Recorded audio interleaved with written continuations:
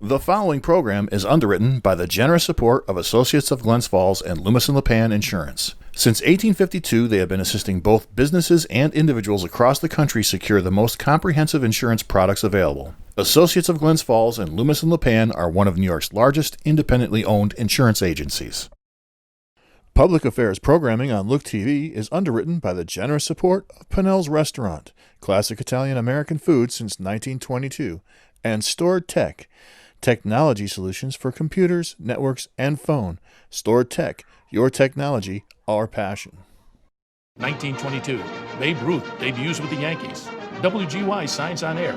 Exterminator wins the Saratoga Cup, and Pinnell's Restaurant opens its doors for the very first time. For 5 generations, Pinnell's has been preparing delicious Italian food, served in a comfortable, home-like setting where everyone is welcome. 90 years of authentic Italian recipes, 90 years of the freshest ingredients, and 90 years of the finest classic Italian dishes, all made daily by hand. Pinnell's Italian Restaurant, a Saratoga dining tradition since 1922. Most cybersecurity firms deal only with prevention, the systems that block hackers and viruses. Stored Tech knows the root cause is actually good people doing bad things. So we offer a security training program which includes certifying all participants to show they understand the basics. Technology solutions for computers, networks, and phones. Stored Tech, your technology, our passion. Welcome, everybody, to the Town of Queensbury Town Board meeting. It's June 1st, 2020, and the time is 7:04 p.m. And before we begin the regular agenda items, would you please join Councilman George Brown in saying the Pledge of Allegiance? I pledge allegiance to the flag of the United States of America and to the republic for which it stands, one nation, under God, indivisible, with liberty and justice for all. Thank you, George. The first item on our agenda tonight is we need to go into the local Board of Health, and we have one request for sewage disposal variances, and we'll deal with those if and when we get into the local Board of Health. Is there a motion to move into the local Board of Health? So moved. Moved by Councilperson Ferone. Second. Seconded by Councilperson Freer. All those in favor of entering into the Queensbury Local Board of Health, please signify by saying aye. Aye. Aye. It's unanimous. We're now into the Local Board of Health. Caroline, would you read to the public the one topic we have to deal with tonight? This is a public hearing on the sewage disposal variance application of James and Patricia Round. All right.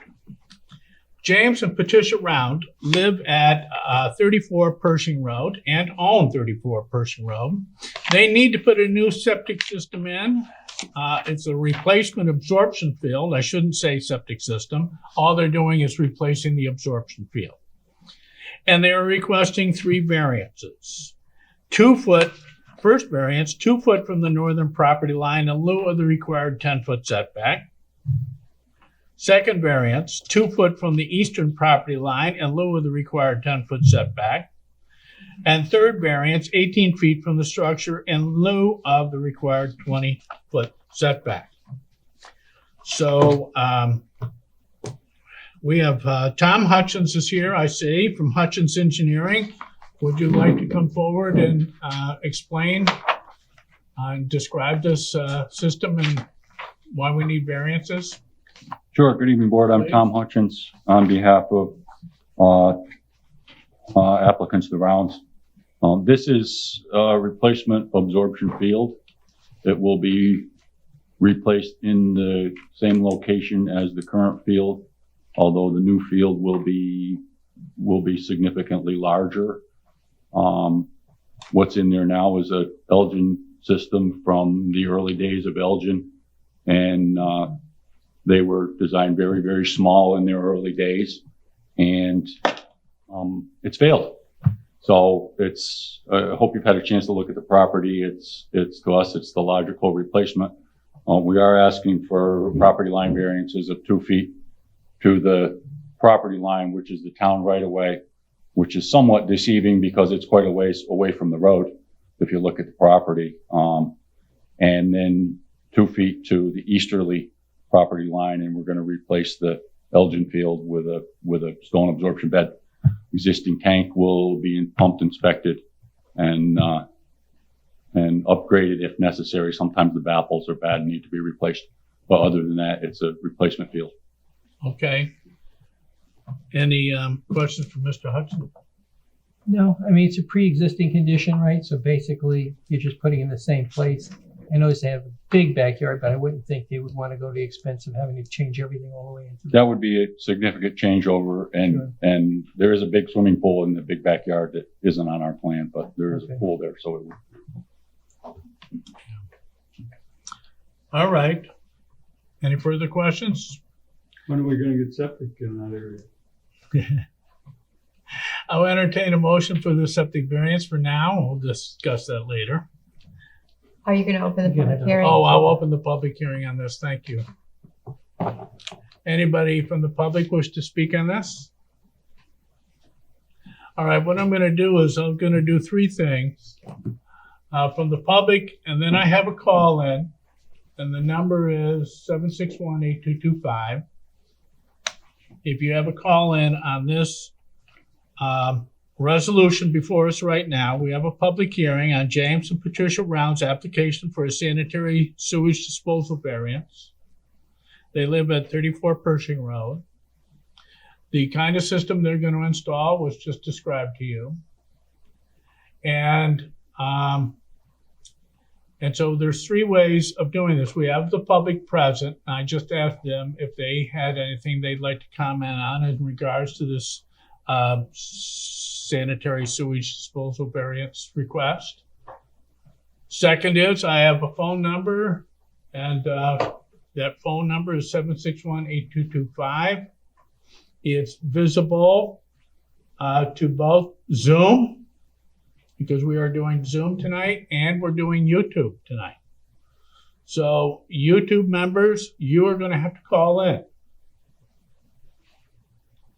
Zoom, indicate by raising your hand, your little blue hand, if you have something that you would like to say in regards to this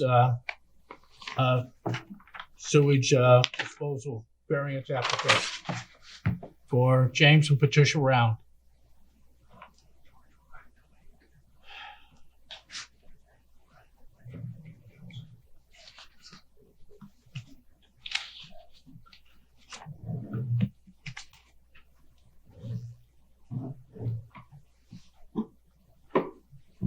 I'm giving people at 10 p.m. time to call in or to find your little blue hand to raise so that you can tell me you have a question.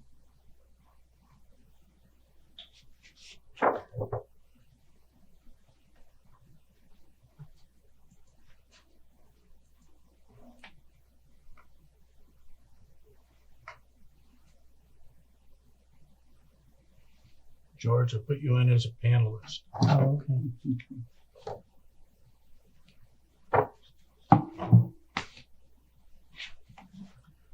All right. I don't see anybody on Zoom. I've had no call-ins for watchers of YouTube. No one present. So I think I've given anybody that wishes to have an opportunity to speak to the board about James and Patricia Round's application for sanitary sewage disposal variance, and I have heard none. So I will now close the public hearing, and I will entertain from the town board a motion to approve James and Patricia Round's application for sanitary sewage disposal variance. So moved. Moved by Councilperson Perone. I'll second. Seconded by Councilperson Medevere. Roll call vote on this, please, Caroline. Councilpersons Medevere? Yes. Freer? Yes. Barone? Yes. Stroud? Yes. All right, that passes. That's it for the local Board of Health. May I have a motion to move out of the local Board of Health, please? So moved. Moved by Councilperson Medevere, seconded by Councilperson Perone. All those in favor of moving out of the local Board of Health, please signify by saying aye. Aye. Aye. Aye. It's unanimous. We are now out of the Queensberry local Board of Health. Our next is a public hearing on a proposed law. Would you share that with the public, Caroline, please? It's a public hearing on a proposed local law to amend Chapter 179 zoning of Queensberry Town Code to revise Chapter 179-3-040, establishment of zoning districts, and Section 179-4-090, parking and loading regulations. All right. So let me tell you a little bit about what we're amending this law. It's enclosed shopping center. There's really only one zone in Queensberry for that, and that's the Aviation Mall area. We have, and I'm going to share this with you in a minute, we have 10 letters that have come in, all of which support what we're proposing in terms of amending the enclosed shopping center or the ESC zone. All right. We are amending the zone to allow some additional uses. That's basically what we're doing. What additional uses? Multifamily and apartments. So it will allow apartments. Some people like to call them multifamily. You might be more comfortable calling them apartment. It will allow for those. However, the maximum gross building residential area, in other words, we're talking about total unit of square footage, shall be 30% of the total building floor area of all other commercial buildings within the ESC zoning district. So we're going to allow apartments, residential living, to be part of the former mall existence. I say former mall because it may turn into another community, another word. I'm envisioning some significant changes that will revitalize the Aviation Mall. We're going to allow other uses like an amusement center, automotive sales and service, banking, business service, convenience stores, daycare centers, health-related facilities, microbreweries, live theaters, outdoor concert events, places of worship, playground, tavern, more.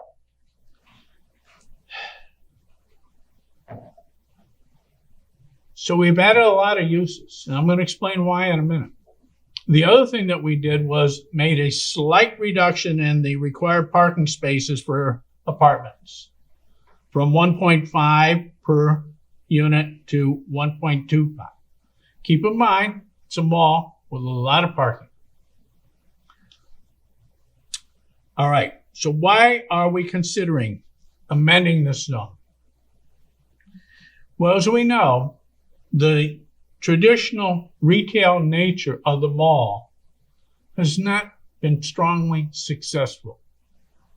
Maybe that's an understatement. All right, we would like to see it evolve into something much more successful. And we want it to benefit, and we want it to benefit our community.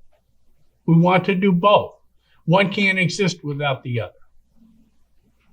So we are offering a greater variety of services and opportunities that can be offered from this zone. This zone, if this passes tonight, will allow a more diversified economy to exist within that space. An economy that could and would probably provide strong, symbiotic, and synergistic relationships. Our hope is that the changes that we're offering, and may perhaps deal with more so in the future, as times change, we need to change,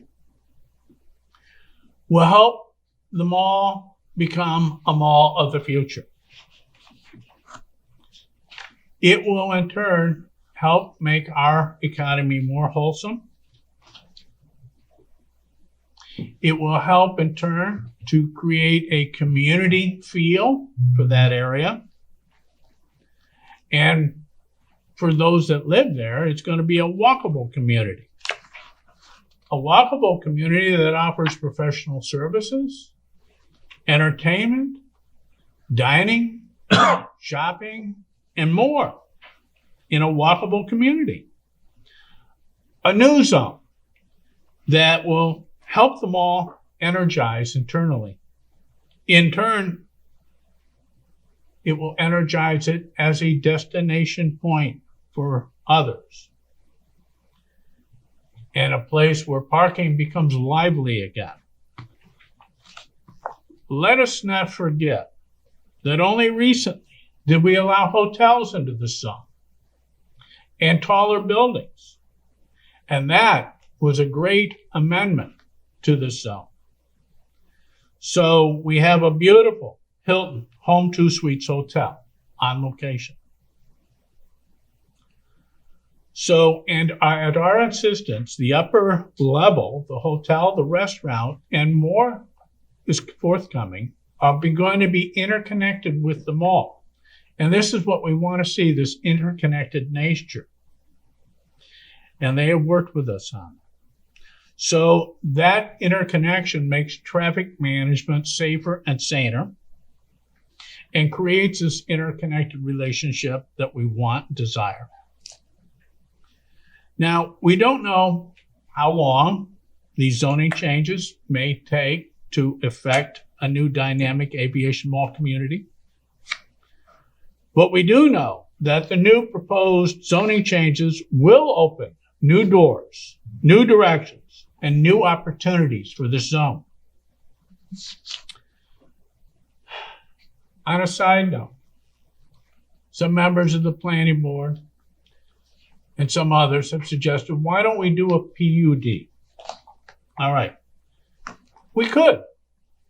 And that's not a bad suggestion that we do a PUD for an ESC zone. And we should allow it to become a PUD if it wants to.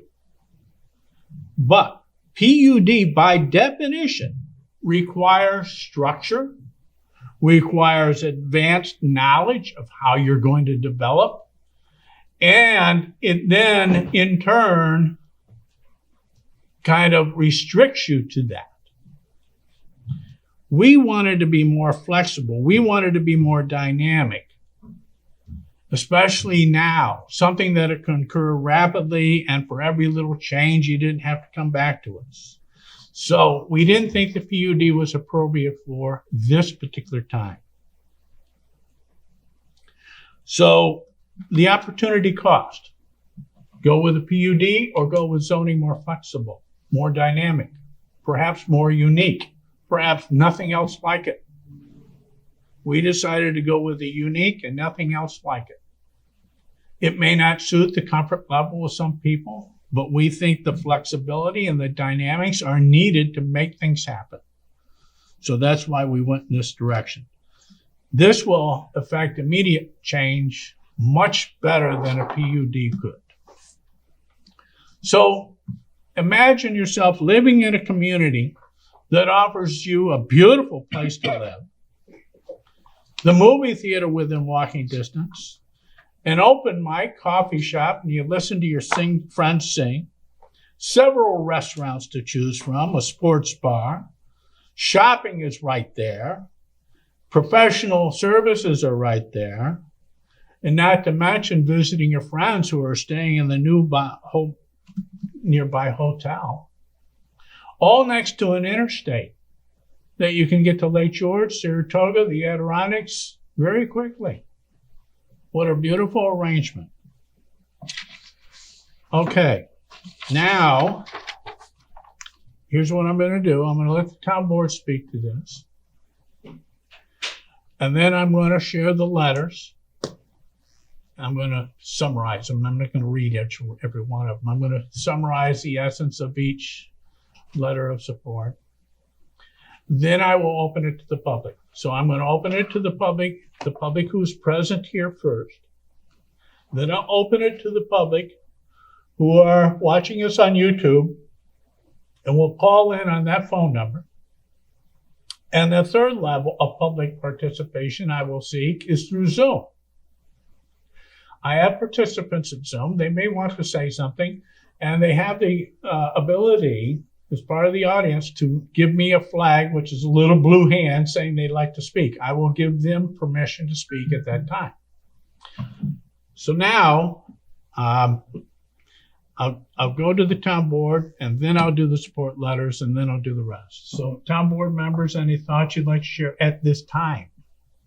No, I mean, the only thing I would say is that the community should know that this is something we've been working on for a while. I think we started meeting with mall individuals last year, so there've been many meetings on this subject. So we're fully aware of the aspect of what they want and how this is all going to work, and we're looking for public comment now.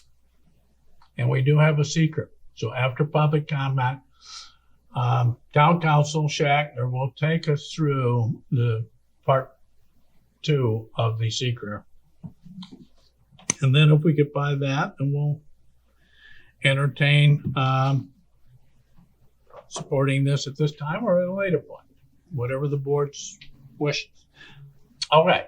Having heard no additional town board thoughts on the matter, I'm going to share with you what I have, some letters. The first one, and there's no particular order here. Michael Newhouse of Regal Cinemas gives support to what we're proposing. It most certainly will help our business as well as other businesses in the mall.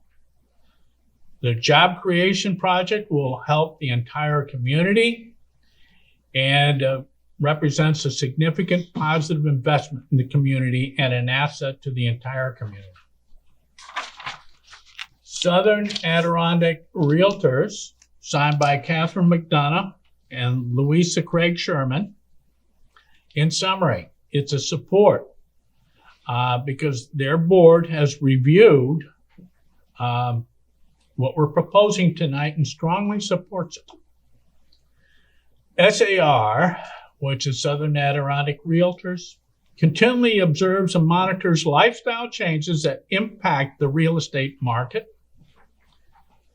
And they said that malls have lost considerable market share, that what we're proposing will be beneficial for the community at large. It will encourage investment in the property and can enhance quality of life and will likely boost foot traffic. And the residential aspect would give an all-season walkable nexus between residential structures and the mall itself, representative of optimal life, work, shop, service planning. The Aviation Mall is at the gateway to Queensbury and has long been a focal point and a gathering space for our community. Next letter, again, of support from Timothy Moss, General Managing Partner of 99 Restaurant.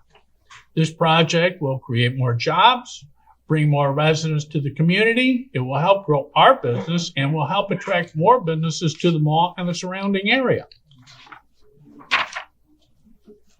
Christine Quill of Kimberly Lane, Queensberry, said that this project and what we're proposing will help grow our population, bring new business to the area, and further development of our economy while maintaining a positive image for our town.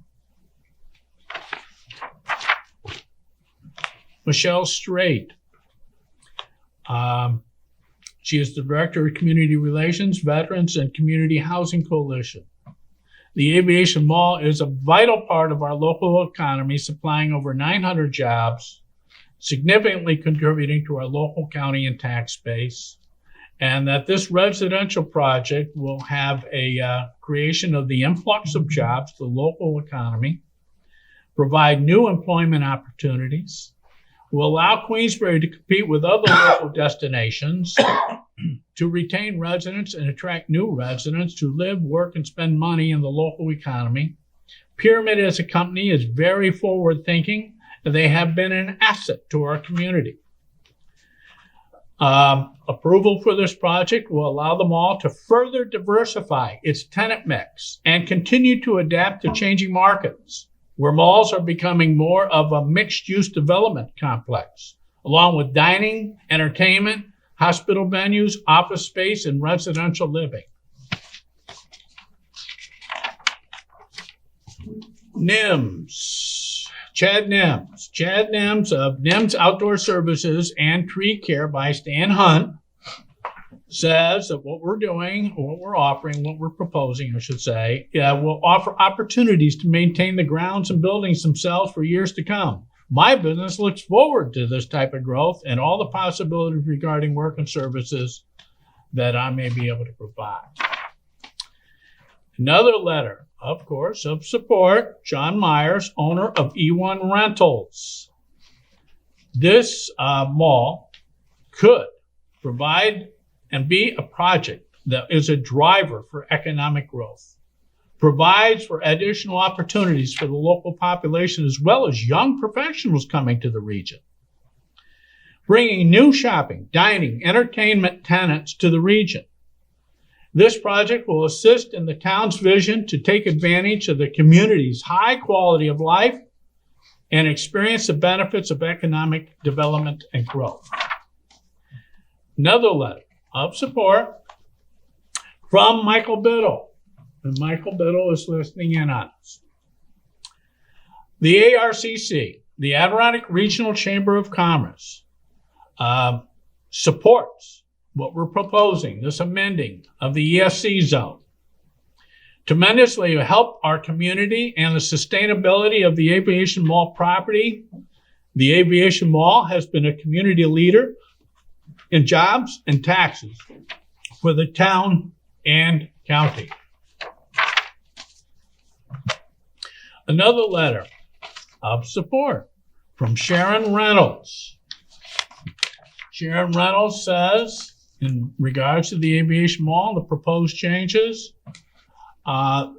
she would support this. The mall has been very important to our community in that they have worked with numerous organizations and community groups to host fundraising, and they have helped us with awareness campaigns.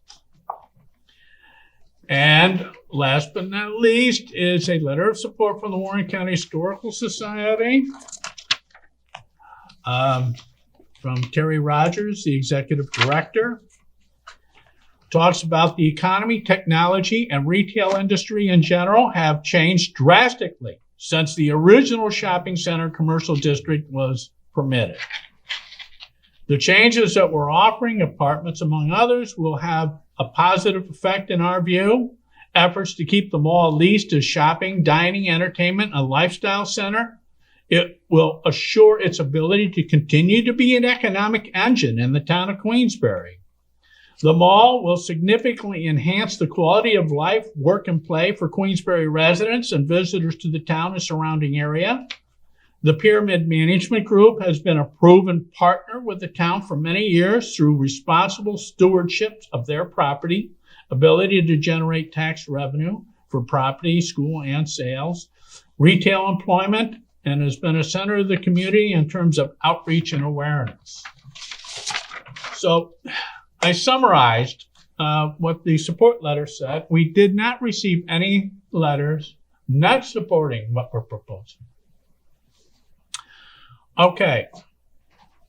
So next, is there anybody present who would like to speak to our proposed changing to amend Chapter 179 zoning of Queensberry Town Code, revise 179-3-040, establishing of zoning districts, and 179-4-090, parking and loading regulations?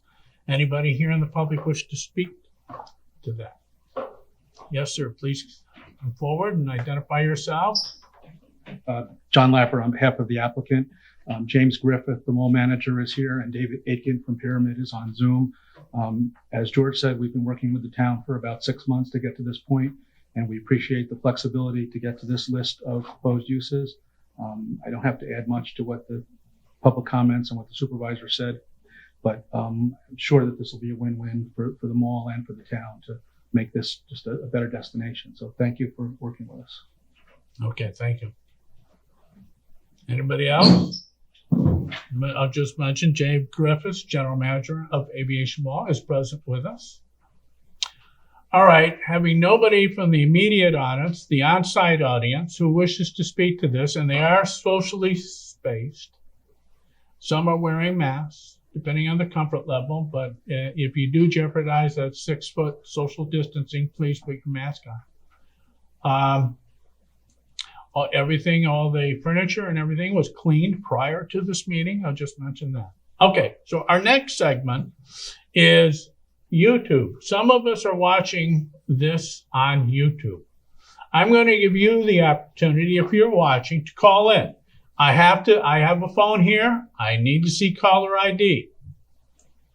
If you don't have caller ID and you're not being identified on the phone, I won't take it. All right, so if you want to call to offer something for or against what we're proposing today, or a comment in general, doesn't have to be one or the other, you're welcome to do so. Please call area code 518-761-8225. Area code 518-761-8225. And John, you have, just for FYI, you have about 25-second delay on YouTube. Is it that bad? I just checked it a bit ago. Yeah, okay, thank you.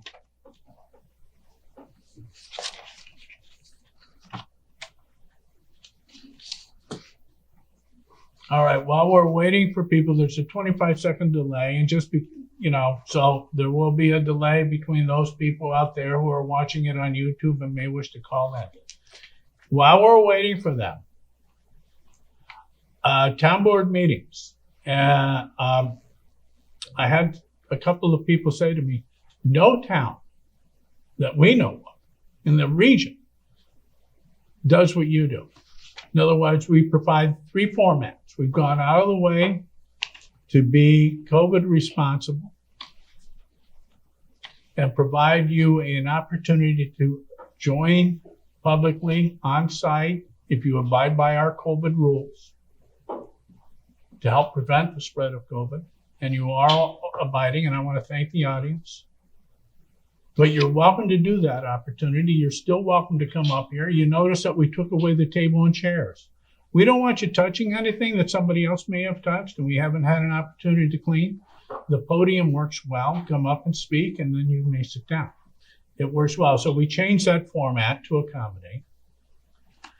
The second thing we're doing, we have Peter Paper Productions filming for YouTube.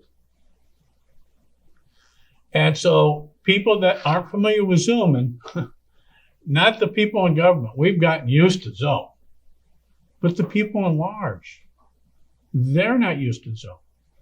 So they can watch it on YouTube. They can call me on the phone. That, most people, is pretty easy to do. If you've got the internet, then you can do that.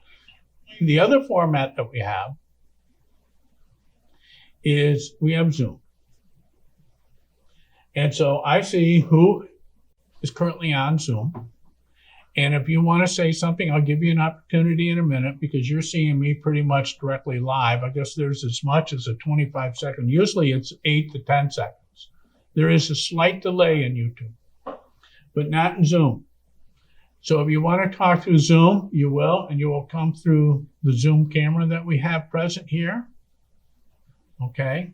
And so we have Stored Tech helping us to manage that. And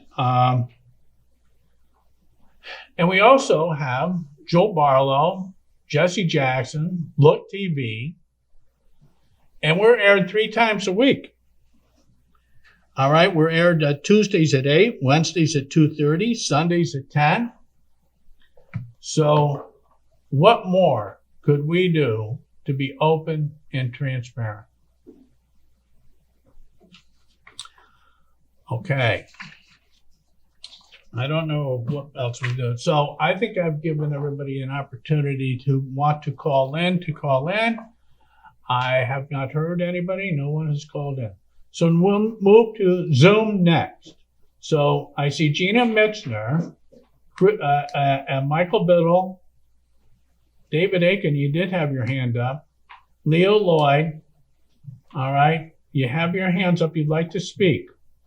So I'm going to start with Gina Mitzer. I'm going to give you an opportunity to talk. Gina, can you hear me? Yes, thank you, Supervisor Stroud. Gina Minster from the Lake George Regional Chamber of Commerce and CDP. We are completely pro all development there for the aviation mall, especially because, well, in addition to the fact that it has been an economic engine for the town of Queensberry for decades, and in all due respect for transparency, I'm a Pyramid alum. I worked for the Pyramid companies back in the 90s for 9 years, so I was very familiar with aviation mall throughout, for the last 30 years, and know of its value to the community as well as to the numerous jobs that it's created over the years and its contributions overall to our quality of life here in the town of Queensberry. We have our letter of support, and this is on behalf of our board of directors, our community at large in terms of our membership of 450 members, and our staff and all of our partners. So we're just really pleased by this development and know that additional apartments and other ways to enhance the shopping center environment there at exit 19 on the property would be great for our community. Thank you. All right, thank you, Gina. Michael Biddle? Hi, good evening, Supervisor. Can you hear me? Yes, we can hear you, Michael. Fantastic. Thank you for having me this evening, and my best to all of those town council members as well, and those viewing these great transparent proceedings. Thank you for reading our letter of support. The ARCC comprises 780 members in our region. And the letter we wrote was on behalf of those members. We've received nothing but positive feedback on the partnership with the Aviation Mall and James Griffith. I just want to talk to a minute about James' partnership and the Pyramid Corporation's partnership with the town of Queensberry and the greater community. James and the Pyramid Mall group have been fantastic, just as recently as providing a Memorial Day Veterans Food Drive, which was fantastic. Last year, partnering with the Chamber as well on many other events for the greater community. I also, Gina had mentioned it as well with the ties to the community, but my wife actually worked for Caldor, I won't say how many years ago, and I actually worked right across the street at what is now Starbucks, used to be a Papa Gino's many years ago. And as neither of those are in business anymore, certainly not at the fault of the Aviation Mall, things change, and the Aviation Mall has put forth a great proposal to change with the times, continue to be a huge supporter of the community, and continue, hopefully, to provide more tax revenue for the town and the county. So thank you so much for having me this evening. Appreciate you so much. And please, we urge you to pass this change to the mall. Have a great evening. You too, Michael. Thank you very much. Thank you.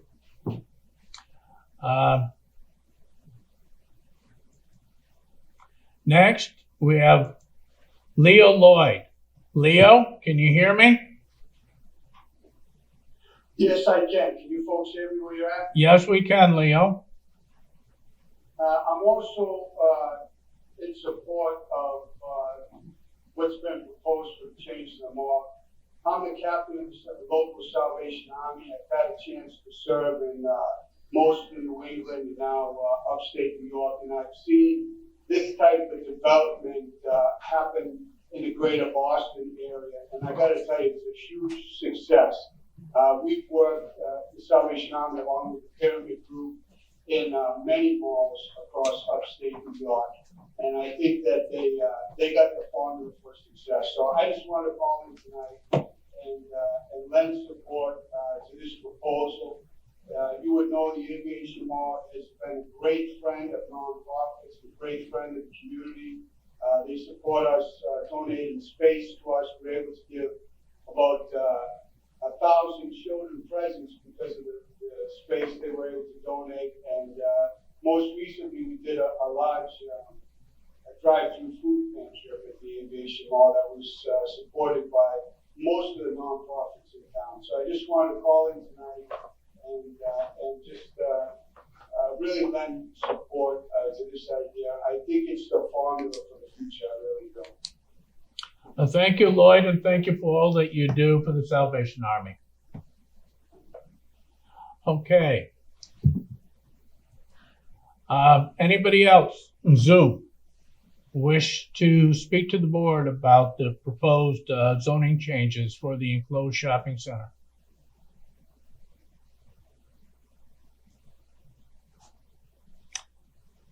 All right. I don't see any. David Aiken, his hand was up earlier, and then it's maybe. I think John covered everything. All right. Okay. All right. Well, then I'll close the public hearing. Any last thoughts before we entertain a motion? If you wish to entertain a motion this evening, zoning changes or things you don't have to approve on the very evening that you got the public hearing. Don't we have to do a secret first? Yeah, we do. Thank you, Harrison. Thank you, Councilor Freer. Yes, I thank them too. All right, so we have before us a secret. Part 1 is done. Our job is to do part 2. And Town Council, Mark Shatner, will lead us through part 2. Now, do you all have it open to part 2? You're looking at part 2, which is a 10-page document attached to part 1, which was signed and submitted on behalf of the mall representatives on March 3rd of this year. Okay. Part 2 starts on the page after the signature page of part 1. You there, Harrison? Okay. We're all set. Okay, so part 2, as you know, has 15 big picture item questions. Our planning staff has made a number of suggestions as possible responses. There's one, the very first one right out of the chute that may need some critical evaluation, as they all do, but I'll read in each case, so okay with the board, the title of the subject matter, and then I'll read the big picture question, each of the 15 questions. The first question is, the category is impact on land. And the question is, proposed action may involve construction on or physical alteration of the land surface of the proposed site. And just to remind the board, this is a full, also known as a long environmental assessment form, which means that initially there's a threshold question that's an affirmative yes or negative no. If it's not easy to answer yes or no, then we look to the letter, also formally known as the bullet items, under the big picture topic question to seek some guidance. So the big picture question 1 is impact on land. Proposed action may involve construction on or physical alteration of the land surface of the proposed site. The only, and below that, just so the public knows, there are kinds of things that say, all right, when you're thinking about the big question, think about these smaller things. For example, the proposed action may involve construction on land where the depth of water table is less than 3 feet. That's not the case here. So if you read through them, I think that most of them wouldn't be the case, or it'd be a no or small impact. For example, E says the proposed action may involve construction that continues for more than 1 year or in multiple phases. That may be the case here, but I don't think it's a moderate to large impact. In my opinion, other town board members may disagree with me, and they have the right to do so. But when you go through to try and get a gist of what this question is saying, I'm getting the feeling that it's no or a small impact. I would agree. Other town board So members? if I could offer a thought on behalf of town council, this is exactly the one that we thought required some extra critical evaluation. From our perspective, a very, very appropriate, very, very responsible answer to question number 1, the big picture question would be affirmative, yes, and then checking off a box in subsection E, which is exactly the one that the supervisor just referenced. The proposed action may involve construction that continues for more than 1 year or in multiple phases, and you would then check whichever box you felt was more appropriate, no or small impact or moderate to large. We did not rehearse this in advance, but the supervisor's suggestion strikes us as town council as extremely appropriate. All right, but that's the very reason, town council, that I selected no, because it says in that category, no or small impact. Correct, but if you get to the sub-question E, that generally means you've initially identified the question as the affirmative. If you're saying no impact, we can check no, but if you're saying no or small impact, then it would be more appropriate to check the big picture question affirmative. Yeah, so yes on the big picture, no or small impact on E. And we, Perfectly appropriate, that would be very appropriate, Sean. All right, is that the that's rule? good. That's Yeah, good. all right, that's what we're gonna do for that number one. We're checking yes, but we're putting down no or small impact for E. Any other below But do we item? have to answer the other questions as well? Yeah, well, we haven't got. No, do we need to answer every one of the subcategories No, now? I don't believe we do. You most certainly do not. Okay. So if we have board consensus that that's the way question one has been answered, we'll move on. Okay. We have consensus to move on. Question two, impact on geological features. Proposed action may result in the modification or destruction of or inhibit access to any unique or unusual landforms on the site, such as cliffs, dunes, minerals, fossils, or caves. No. No. Question three, impact on surface water. Proposed action may affect one or more wetlands or other surface water bodies, such as streams, rivers, ponds, or lakes. No. No. Question four, impact on groundwater. Proposed action may result in new or additional use of groundwater, or may have the potential to introduce contaminants to groundwater or an aquifer. No. Question five, impact on flooding. Proposed action may result in development on lands subject to flooding. No. Question six, impact on air. Proposed action may include a state regulated air emission source. No. Seven, impact on plants and animals. Proposed action may result in a loss of flora or fauna. No. Eight, impact on agricultural resources. The proposed action may impact agricultural resources. No. Nine, impact on aesthetic resources. The land use of the proposed action are obviously supposed to be the land uses of the proposed action are obviously different from or are in sharp contrast to current land use patterns between the proposed project and a scenic or aesthetic resource. No. 10, impact on historic and archaeological resources. The proposed action may occur in or adjacent to a historic or archaeological resource. No. 11, impact on open space and recreation. Proposed action may result in a loss of recreational opportunities or a reduction of an open space resource as designated in any adopted municipal open space plan. No. 12, impact on critical environmental areas. Proposed action may be located within or adjacent to a critical environmental area. No. 13, impact on transportation. Proposed action may result in a change to existing transportation system. No. Mhm. No, right? No. Okay, consensus, no. Okay, 14, impact on energy. Proposed action may cause an increase in the use of any form of energy. No.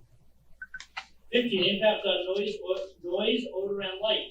The proposed action may result in an increase in noise, odors, or outdoor lighting. No. 16, impact on human health. The proposed action may have an impact on human health from exposure to new or existing sources of contaminants. No.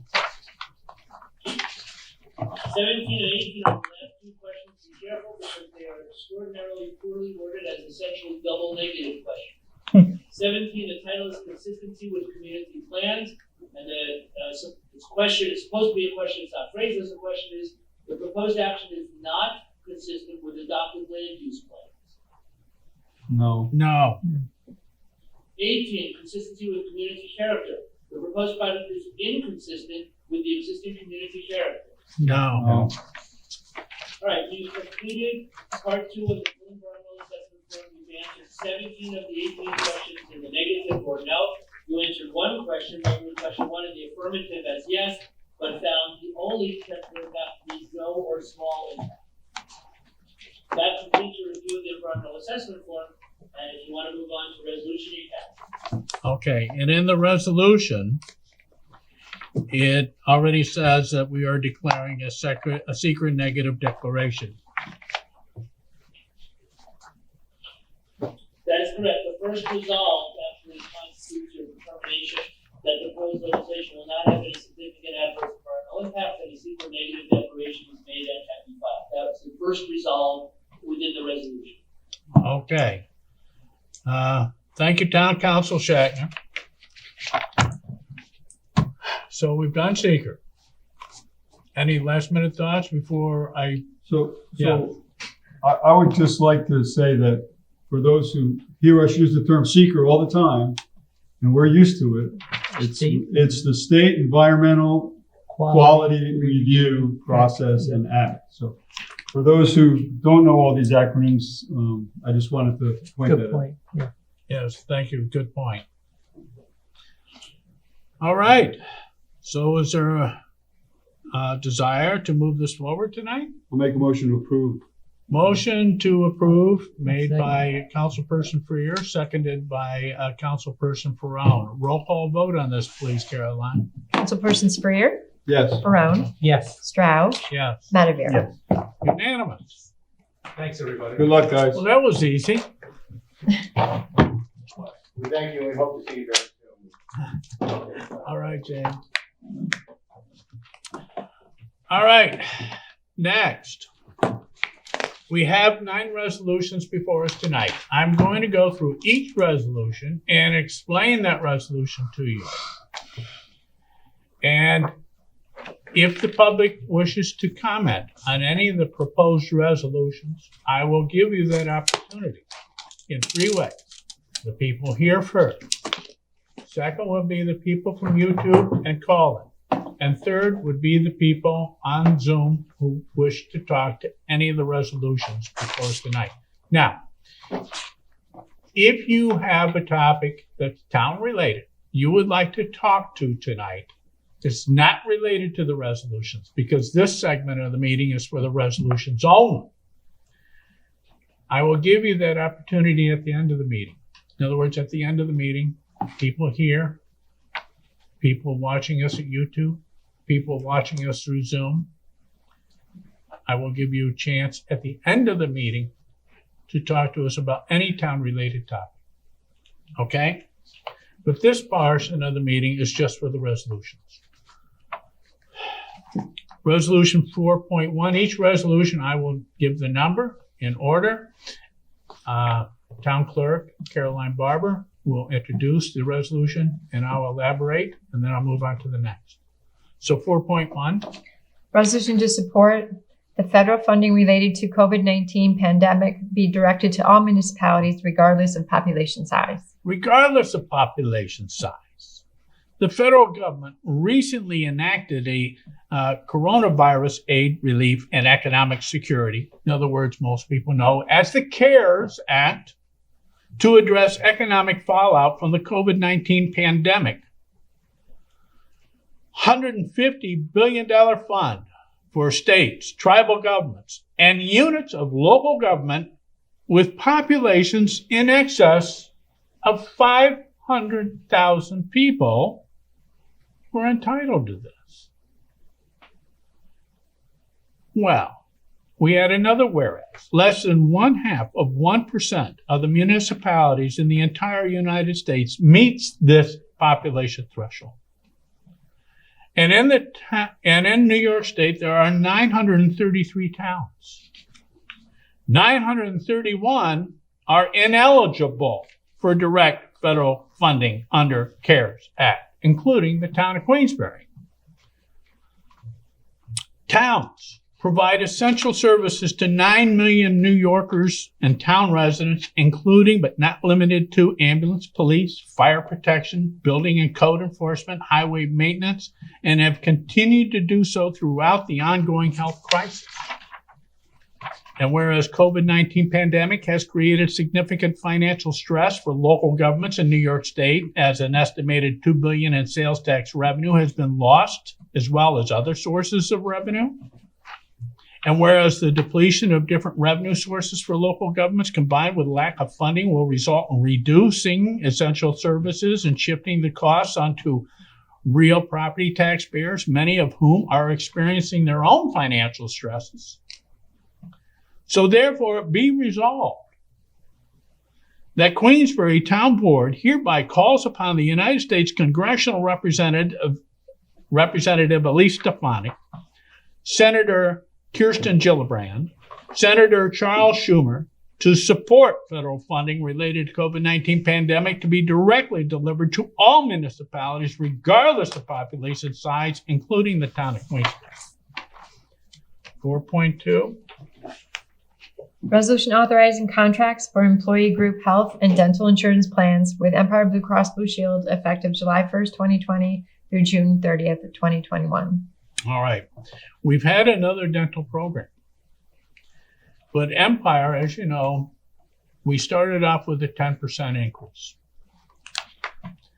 We negotiated, we changed a few things around, did not change the essence of the insurance policy. It's still as good as it ever was for our employees. We got it reduced to 6%. Other negotiations took place. If we went with Empire Dental, because we're in the Empire Blue Cross, EPO. If we packaged them, we would save another 2%. Now, 2% of our bill, you're talking $70,000 to $80,000 in savings. So the union scrutinized this. Larry Paltrowitz, our labor attorney, scrutinized this. The two plans, the one we had previous compared to the one we're proposing now, the Empire Dental plan, were comparable almost to the T. And even in some respects, the Empire plan was a little bit better, such as it will cover your children till they're 26 years old. And I think the bottom line is, given their comparable natures, packaging this will save us an additional 2% in terms of $70,000 to $80,000. 4.3. Resolution authorizing out-of-district agreement for provision of water services between Town of Queensberry and Paul and Nora Fritch. All right, Paul and Nora Fritch at 59 Egan Road. They have a water line running by them, but when the water district created, they did, but they now do. So they would like to get town water. So we would give them an out-of-district agreement. They, of course, will have to do the buy-in, $100. They'll have to cover some soft costs, about $350. But this is a resolution to authorize an out-of-district agreement for water between the town of Queensberry and Paul and Nora Fritch of 59 Egan Road. 4.4. Resolution authorizing settlement of property assessment cases filed by Walmart. All right. So Walmart, the town, and others, the school, and their attorneys, and we've all sat down. Walmart thought that their assessment was unfair. All right. They worked out a program where they think everything is fair for everybody, and it will read like this, that in 2017, 2018, 2019, all proceedings against the town and school district and so forth will be discontinued. There will be no reduction of assessment. There will be no refunds. All right. However, for the years 2020, 2021, 2022, and 2023, their assessment will be fixed at $11,850,000 and will remain fixed, unless there's additional improvements to the property, and then that opens the door to change. This is a settlement. The school district is expected to approve this settlement as well. And this is the Walmart on Route 9. 4.5.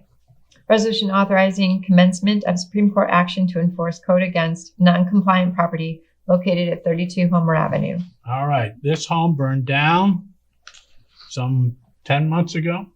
July 14th. And it's been damaged. It has not been fixed. It's been sitting there. There's other issues with it. Dave Hatton, who is the director of Building and Codes, is present tonight. We've gotten many phone calls, emails from local residents wondering if something's going to be done by this.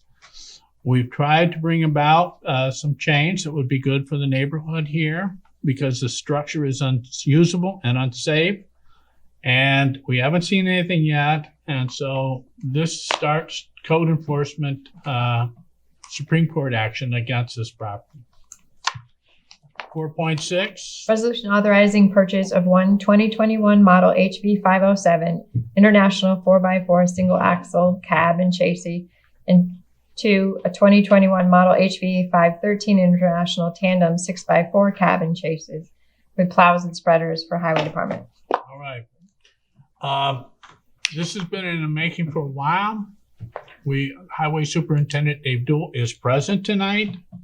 This is piggybacking off an existing county bid, and it's for two new snowplow trucks. And they can be used for other things than snowplows as well, but we need them for snowplowing. We're short. We even thought about, well, can we go with one of these? We're going to be short. We need backups because we have something like 22 trucks. And you have to have backups. You think 22 vehicles are all going to run every day? You have a snowstorm out there and you go to start it up and everything's going to work right. The plow's going to work right. The brakes are going to work right. Everything's going to work right. No, you need backups. And what happens if you get one plow or two plows down? It's not pretty.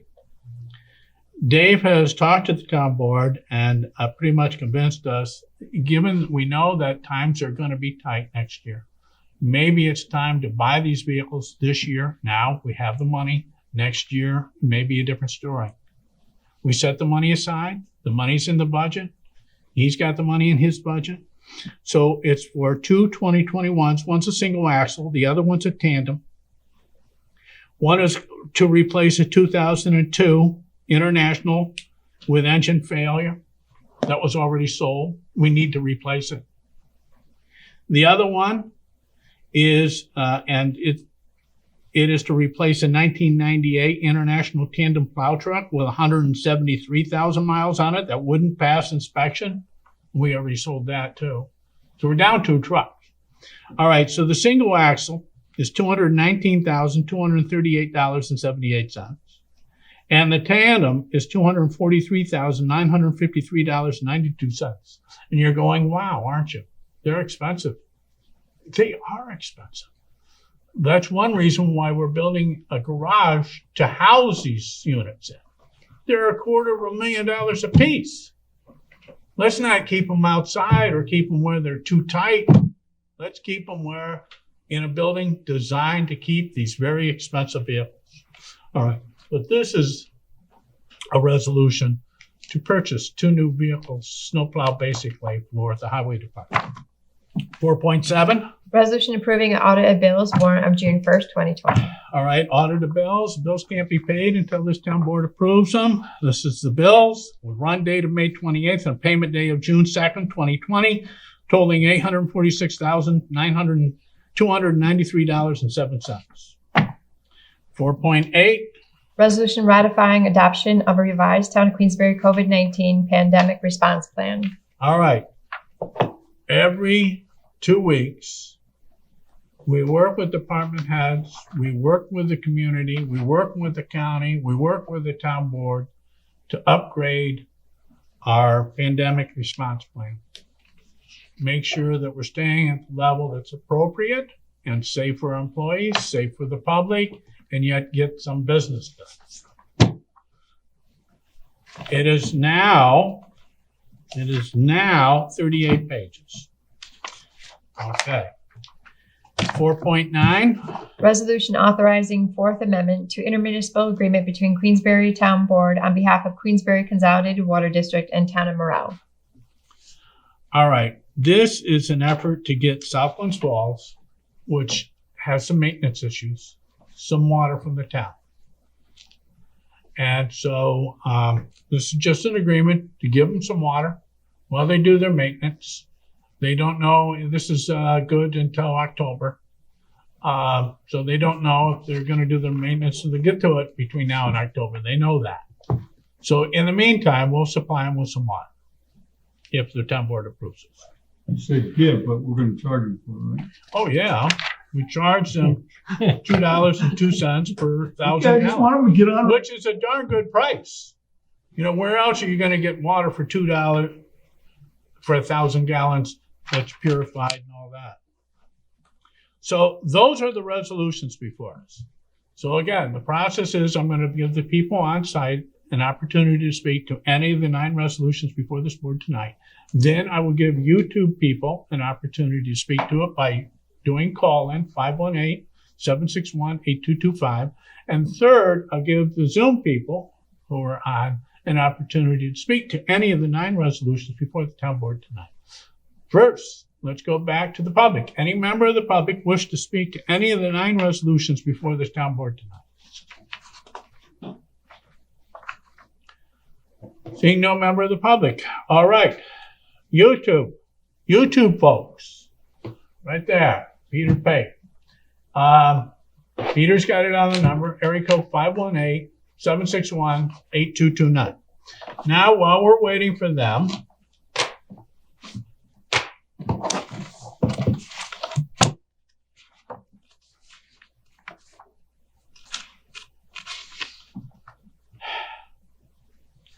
Warren County Employment and Training, I'm just doing a few notices while I'm waiting for people to call in. So this rings, I'll answer. Okay, as long as there's caller ID. Again, anybody want to comment to any of the 9 resolutions before this town board tonight? Sustaining your business through COVID-19 and beyond. Warren County Employment and Training Administration is partnering with local professionals to help you recover and rebuild. And they're talking short-term, long-term, financial. So if this could be of help to you, call Lisa at 518-338-4315 and let her know what your greatest business challenges are right now, and she connect you with the right resources. Also, in terms of helping our Queensberry businesses, the Lake Champlain Lake George Regional Planning Board is pleased to announce release of COVID-19 Business Interruption Micro Loan Program. That is the Lake Champlain Lake George Regional Planning Board. So they have $5,000 to $25,000 working capital loans, fixed 5% interest rate, first 6 months are interest only, 24 to 60 month terms, sufficient collateral required, no application fee. Borrower is responsible for closing costs. That's the flat $350 fee. All right, so get in touch with Andrea Palmer of the Lake Champlain Lake George Regional Planning Board. Doesn't put her number there, but I'm sure you can go online to the website and get it.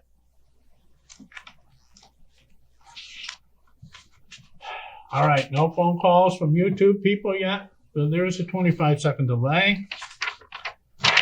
Also, I want to announce to the public that our Queensberry local law 5 was filed on May 21st. We now have official short-term rental program as of May 21st. Our EV charging stations are moving along. That's all I need to say there. The new picture of Charlotte is now hanging up in the town, and it is pretty impressive, isn't it, George? It is. Quite a reproduction. And so some people are out there wondering, what the heck is he talking about? Charlotte. Who cares about Charlotte? Well, probably people named Charlotte care about Charlotte. But Charlotte was the queen of George III. Now keep in mind, Queensberry, formed in 1762, named after, on behalf of the Queen, in honor of Charlotte. We even were part of Charlotte County, but we got rid of that after we won the Revolutionary War.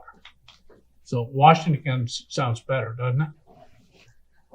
All right, but they didn't change Queensberry. Queensberry is named in honor of Queen Charlotte. All right, so we have a beautiful portrayal of her sitting across our path. All right, I think I've given enough time for those people that wanted to call in through YouTube. Next is Zoom.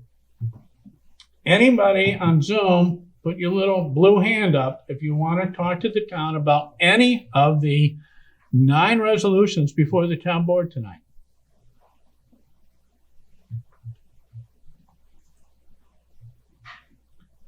All right, I see no hands. I see the people that are active right now. But again, there's a little thing in the bottom for you to raise a hand. You'll see it at the bottom of the screen. All right, so nobody wants to talk. Okay. So having no public input on the 9 resolutions before us, I'll go to the town board. Are there any resolutions before us tonight that you need to have pulled for whatever reason? 4-2. 4-2. 4-2 will be pulled for an independent vote, and that is because of a potential conflict of interest. Correct. Any others? So did you get any more feedback on 4-2 from the notes that went back and forth today? Everybody? The only 2 people I heard from were Caroline and Steve Levering. Yeah, and so you responded. And so I responded, and I didn't hear anything in additional. Okay. So let's go with 4-2 first. Resolution authorizing contracts for employee group health and dental insurance plans with Empire Blue Cross Blue Shield effective July 1st, 2020 through June 30th, 2021. Yes. Okay, thank you. Anybody want to put that forward? Put forward by, moved by Councilperson Frome. Second. Seconded by Councilperson Freer. Roll call vote on 4.2, please. Councilpersons Frome, Yes. Stroud, Yes. Medevere, Abstain. and Freer. Yes. Resolution passes. The remaining resolutions, 4-1, 4-3, 4-4, 4-5, 4-6, 4-7, 4-8, 4-9. Would anybody would like to move those forward for approval? Moved by Councilperson Freer. Second. Seconded by Councilperson Medevere. Roll call vote on the remaining resolutions, please. Councilperson Stroud, Yes. Medevere, Yes. Freer, Yes. Frome. Yes. Okay. Any correspondence? The only correspondence that we had was the public hearing Okay. on the zoning change. And they'll be posted. Were they posted or are they posted for people to review them? I did not post them, no. No, but they will be made a part of the record and Okay, that's what I meant. Thank yes, you. yes.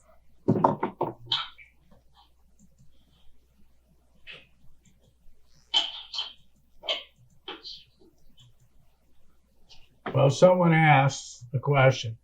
Do I need to do a call in for the public? I'm watching Zoom. You can do either. I mean, you can call in, or you can use the Zoom and you can have a little blue hand that you raise up, and either way. All right, now they're gone. Okay. All right, so no correspondence. Privilege of the floor. Anyone like to speak to the town about any town matter? And I'll give it, the people here get first. Then the people watching YouTube can do a call in. You have to have caller ID. The third would be through Zoom and raise your little blue hand. All right, so first, people who are present at the meeting. Is there anybody here who would like to speak to the town board about any town topic? Yes, sir. Please come forward and identify yourself for the record. Hello, gentlemen. My name is Robert Williams. I live in Queensbury on Country Club Road. All right. Your name is Everett? I'm sorry. I'm sorry. My name is Robert Williams and I live on Country Club Road. Okay. We have the Cottage Hill property behind us. And as of lately, we've been having some issues with people coming through the back of our property. They're walking the wood line with flashlights at night, 12:45 in the morning. We've seen people in our driveways. My neighbor had gotten broken into, and it's like they laugh at us. They say, we say we're going to call the cops. They say, go to call the cops. We'll be gone before they get here. It's a big joke to them. Some of my other neighbors, they have people cutting through the yard to get to Sweet Road because there's a bridge behind 47 Country Club Road that was put in by Brian Durant when it was just a field there. He used to use his four-wheeler to go out back and collect wood when they let him. And the bridge is still there, so it it's like having a big bottle with a leak in it, and the people they're coming over to Country Club Road. They're using some of the cutting through people's yards. We've all put posted signs up, and they still go through the yards. We tell them we don't want them in our backyards or coming up into our property, but they laugh at us, and they say, well, you call the cops, we'll be gone before they get here.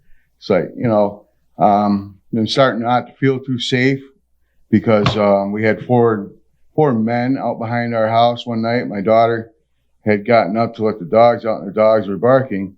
And lo and behold, there were 4 people out behind our garage, and they were smoking pot out there. And I don't know what they were out there for. We called the cops several times, probably 3 times in the last 2 months. And so I made a petition up. I don't think you need a fence around the whole entire property, but I would like to see a stockade fence, maybe around a corner of the property where we're having all the issues from the people.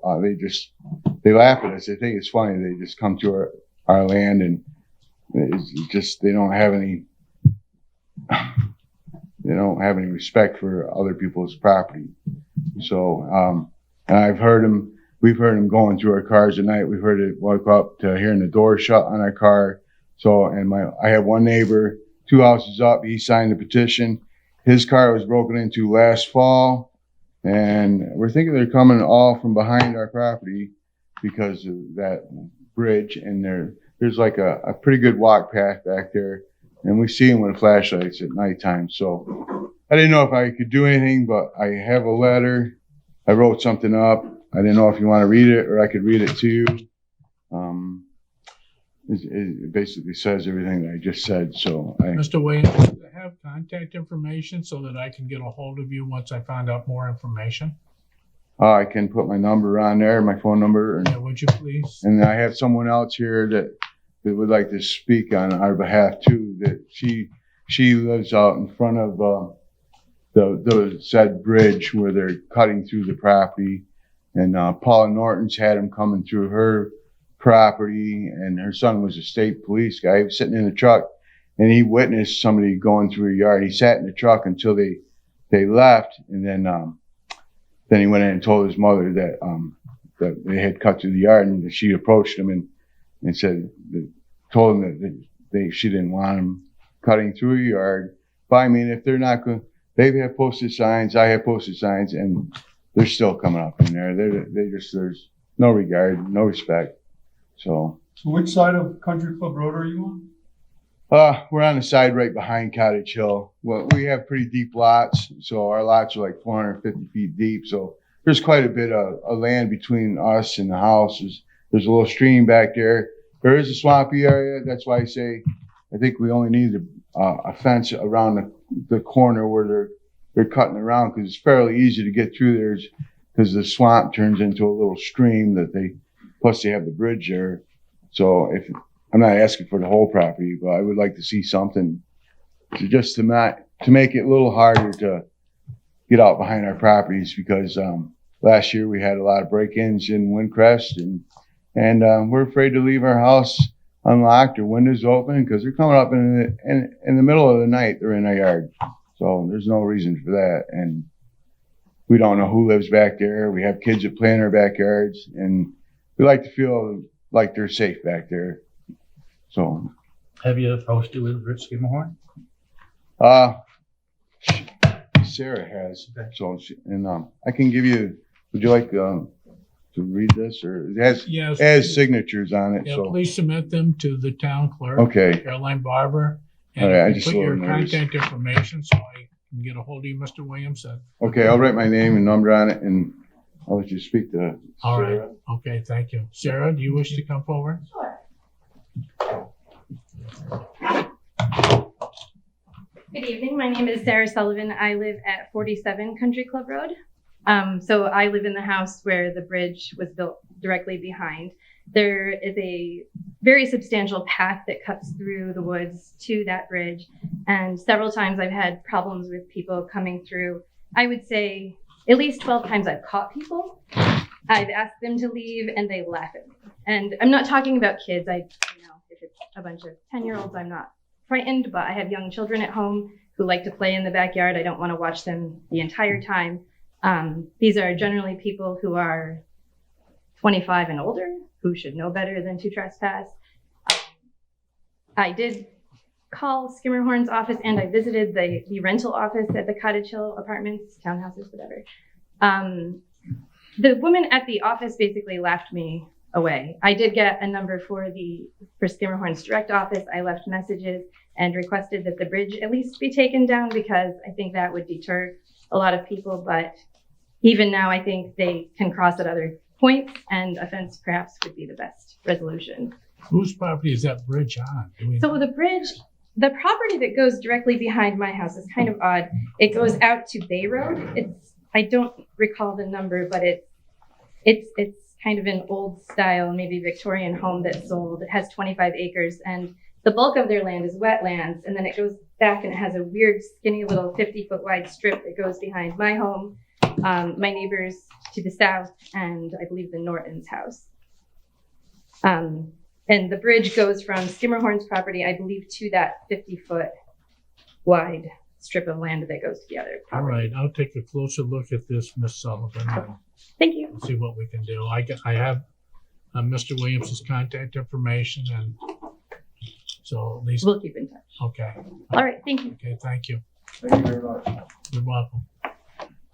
Anybody else that are present?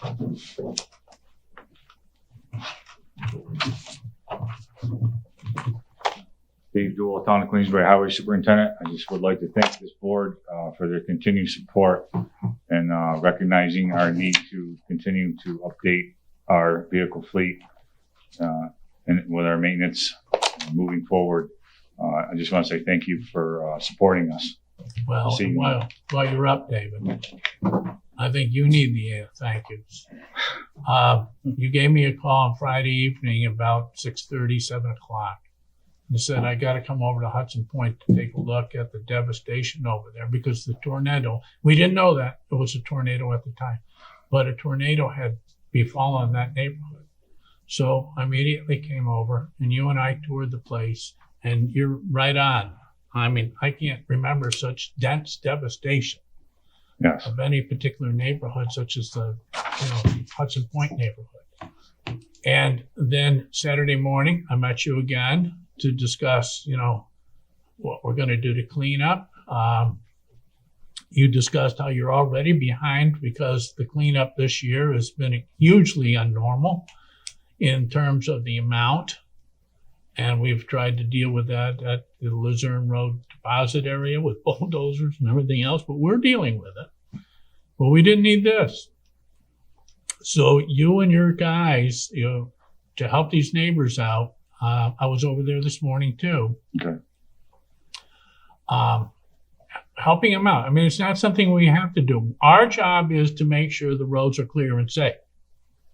But we are helping them out with the smaller limbs. Don't give us the heavy stuff. Have your tree people do that, please. We are taking care of some of the limbs over there, and I think it's going to be a few days. So you're going to be set back even more. But again, we're here to help as much as we can. So I want to thank you for all your leadership and everything that you've done to help those people out. Well, thank you. I'll pass it on to my crew because, the guys are the ones that do the work. Yeah. And certainly the taxpayers appreciate it. And they did a heck of a job today. I sent both of my apprentices over there, loaders, with 10 dump trucks, and they did a knockout job today. So, all right. Thank you for the compliment. Appreciate it. Thank you. Anybody else present like to talk to the town board about any town topic? All right, let's go to YouTube. Any folks at YouTube like to talk to the town board about any town topic? You may call in, area code 518-761-8255. 8225. And you Zoom people, please wait, but you will get a turn. Right now, it's YouTube and call-ins. And it looks like YouTube delay has gone down, John. It's only 10 or 12 seconds. Yeah, it's more normal. It sat down. All right, so while we're waiting, see, this gives me an opportunity to get my stuff done. So while we're waiting, I got an email. John, I can't tell you how much I enjoyed your stories on the old days in Queensbury during your last town board telecast. As a graduate of Fort Edward in 1972, I finally remember owning a junker field car. What really got my attention was your mention of the airport runway. My friends and I used to skip out on our village curfew. Yeah, Fort Edward used to have a curfew. Borrowing our front parents' car at 1 a.m. and bringing them out to the airport just to see how fast those station wagons would go. We also made friends with your Queensberry classmates and were invited to plenty of rides in the woods over your way. I distinctly remember one of your 15-year-old drivers crashing into a tree, the fender against the wheel. Our driver's remedy was to simply leave the car where we left it. LOL. What the heck? We always can buy another salvage car at West Side, or in my case, the East Side junkyard. Times sure have changed, but I think you would agree with me when I tell my grown kids that I feel that we grew up at the absolute best period of time a kid could grow up in America. Wouldn't change a thing. Thanks again for the memories. I wouldn't share their name unless they agreed to do so, and I didn't get in touch with them in time. All right, so this is YouTube. Call in, area code 518-761-8225. You have to have caller ID. All right, while we're waiting, Wednesday, June 3rd, 2 days from now, we're supposed to begin phase 2. So if you go to forward.newyork.gov, it will tell you everything you need to know about phasing in and phase 2. So I mean, I'm going to have to get a haircut? I have an appointment to get a haircut at 9 a.m. Wednesday. Did you beat me? I think I'm first in line. You beat me. Well, you do have to make appointments. You do have to wear masks and social distancing and all kinds of rules have to be abided by. There is a 3-step process. First of all, if you go to this website I'm talking about, they will tell the businesses that could potentially open on Wednesday. You need to review. You need to acknowledge through the website that you have reviewed the requirements, the rules, the laws. And that you also need to set up some rules and post those rules in your business, or at least have them handy for someone who wishes to inspect. David, is there anything else I should add to phase 2? No, just please pay attention to what's allowed and what's not allowed. Yeah, so you can go to this website and it'll tell you everything you need to know. I've got the pages right here, you know.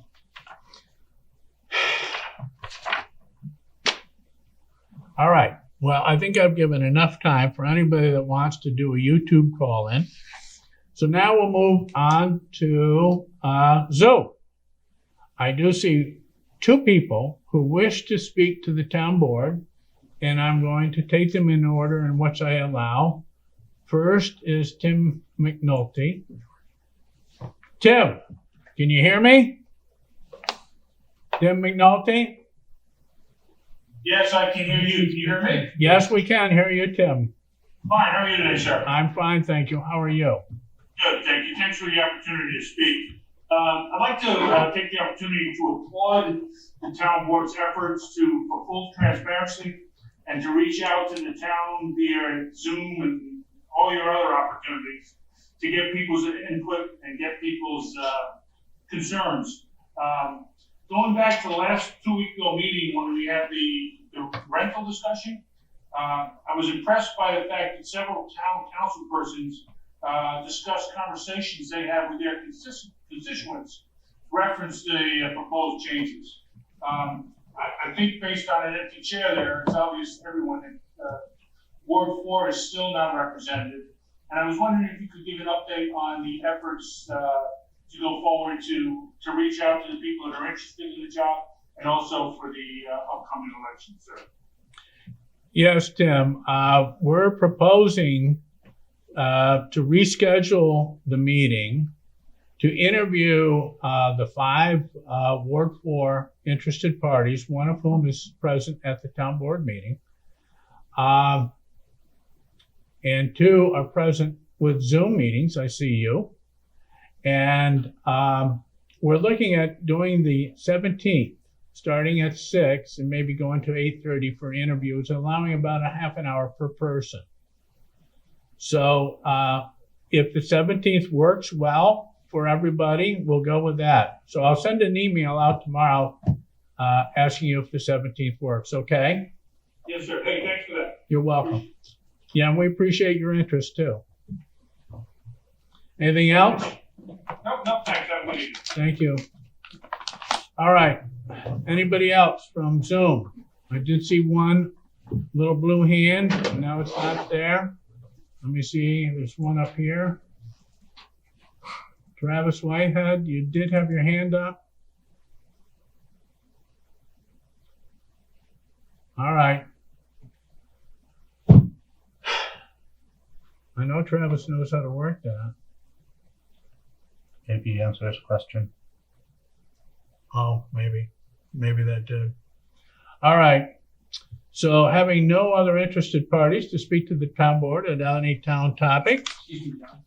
Yes. I just had a quick question. Well, come forward, please. Introduce yourself to the public. You're on Look TV. You're on YouTube. Yep. And Zoom. My name is Brady Stark, and I'm one of the interested parties in the Ward 4 seat. Yeah. In relation to Tim McNulty's question, with the meeting in which, let's say the 5 interested parties are with you guys, would that be conducted publicly, or would that be in like an executive session? Well, the consensus of the town board is that it should be done privately. And there's several reasons for this.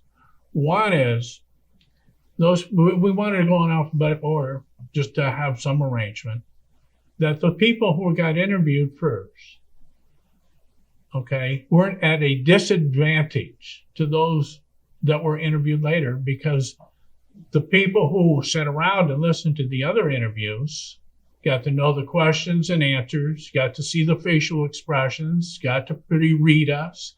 They have a strong advantage going into the interview later. So that's not fair. But the other thing is that it's an interview process.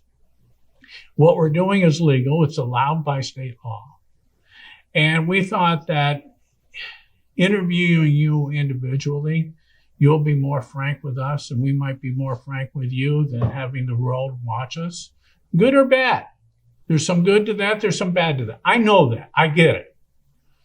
But we thought in terms of fairness, and the consensus of the board is that's the way we would do that. Okay, thank you. You're welcome. And it'll be right here, Brady. Okay, thanks. Okay, on the 17th, if that works for everybody. I'll send an email out tomorrow. Okay, anybody else? Okay. Town board discussions. Let's start with Harrison. Harrison, you want to start? Well, I'll just, the majority of the board, consensus to me means everybody agrees, but we're still, the majority of the board has agreed to the executive session thing. Consensus is a little stronger word, but in any case, I think the thing that is in my craw right now is that I want to congratulate the Warren County folks for becoming a climate smart community. However, I wish Queensberry was a climate smart community.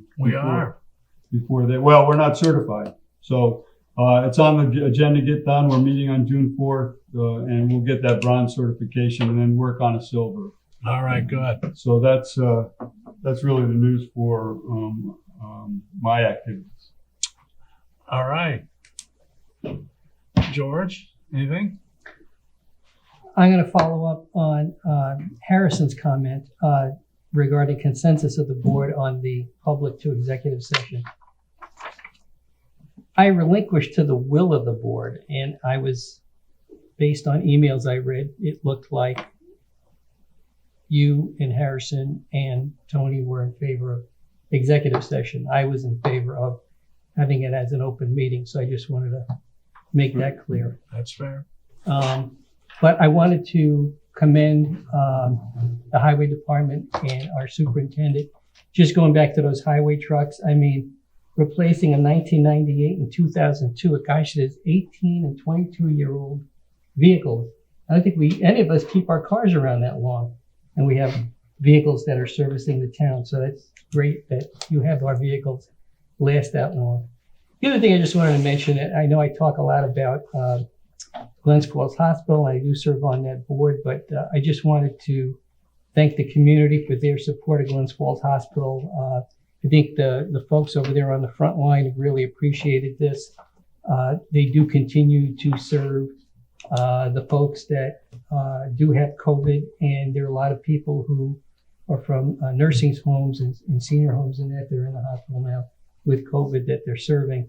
And the other thing you might have heard is, this big news article about, the hospital getting, $21 million. And I just wanted to point out and make sure everybody understood the fact that that was just an advance payment through CARES Act for payments that we would have normally gotten through the end of the year. So it was just a cash flow thing that we got the money up front, but it wasn't like, oh, wow, the hospital got $21 million. We did not. So I would say that if you are supportive of the hospital, and the hospital does have a Glens Falls Hospital Foundation, and you have the wherewithal to make a donation, we appreciate that. I did. Thank you. You're welcome. It's a good group and a huge community asset. I strongly support it.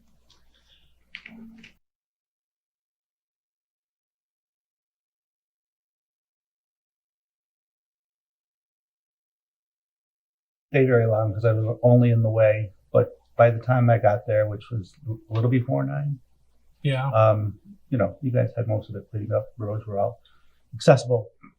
Of course, the neighbors weren't too happy, but not with you. They were just not too happy with the situation. So, of course, nobody's happy with the situation which is going on in the world today. One thing I did learn early on this weekend is not to comment, so I'm not going to, but just to say I wish we could all just get along.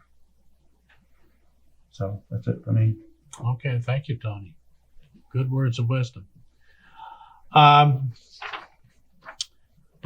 about good things. We're doing great in terms of the census. Queensberry, 72.2% of the folks in Queensberry have either done their census documents and sent them in or done them on the website. That is fantastic. We're way ahead of everybody. And so, we're helping out Warren County, but there's other towns that need to get going. Queensberry is doing great. I want to thank the residents of Queensberry for doing your duty, your census duty. It is being accounted for. The EDC, our EDC has all kinds of, you're a small business, then EDC will help you with the New York Forward Loan Fund, Warren County Rapid Recovery Loan Program, Glens Falls Local Development Small Business Recovery Fund. They also have all kinds of information available for you on phase 2 and your reopening. So please get a hold of the Warren County Economic Development Corporation for some assistance. If you need assistance, they're a great organization to go to. Their phone number and contact information is on their website. They have a great website. Also, the CoStar, I want to give them a bravo for paying attention to Memorial Day. We co-sponsor, along with the city of Glens Falls, a beautiful parade every year. The two communities have been doing this for 20 years. This year, of course, we had to cancel because of COVID-19. However, they gave the right kind of recognition to the students who were able to put together their posters before the schools closed. We do this poster contest with Glens Falls and Queensberry. Glens Falls, Susan Botch just said it was a freak thing. We had ours out of the way early. I got them over to you, and bam, COVID-19 hit. Queensberry, even though they had to, until the beginning of May to get that to us. But as you know, everything closed down in April. So Queensberry didn't get theirs in, but usually Queensberry submits some fantastic posters too. So what we do, we take the winners, first and second winners of each school. So we have 4 posters all together. We have them professionally printed by Glens Falls Printing, and then we post them all over the area. The students are very proud of their work, and we're very proud of the students' work. Memorial Day didn't happen, but if you saw Facebook, I still participated. I drove my 1929 Model A Ford down Glen Street at 10 a.m., just as if the parade was being held. I missed it, and I missed the memory. Memorial Day is a day to recognize those that gave everything to protect our freedoms and our liberties and our way of life. All right, so I want to thank the Post Doc.